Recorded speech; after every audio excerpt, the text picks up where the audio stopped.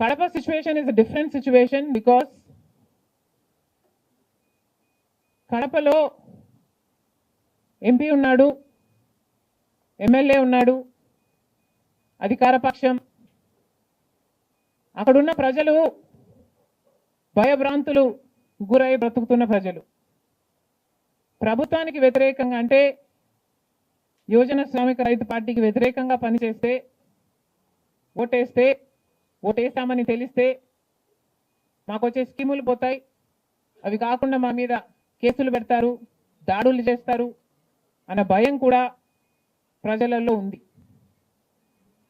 ఓటుకి 3,500 రూపాయల నుంచి ఇవ్వడం జరిగింది. విచ్చలవిడిగా డబ్బులు ఖర్చు పెట్టారు,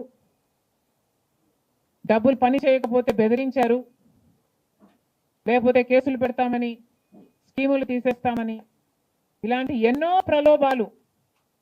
ప్రలోభాలకు కడప ప్రజలు గురయ్యారు. ఇవన్నీ కూడా పనిచేశాయి.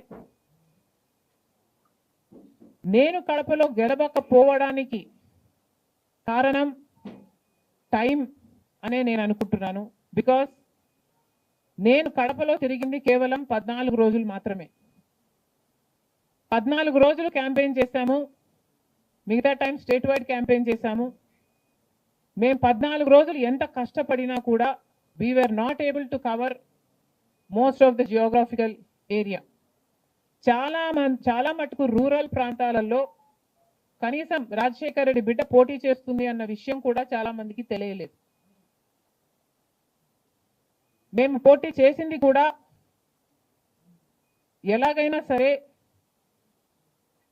మళ్ళీ హంతకులు, హత్య చేపించిన వాళ్ళు చట్టసభలకు వెళ్ళకూడదు అని ఉద్దేశంతో మాత్రమే పోటీ చేయడం జరిగింది.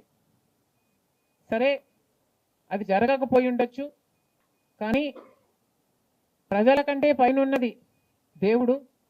ఐఎమ్ వెరీ ష్యూర్ వాళ్ళ పాపం పండుతుంది, పండే రోజు కోసం దేవుడు కూడా ఎదురు చూస్తున్నాడని నా అభిప్రాయం.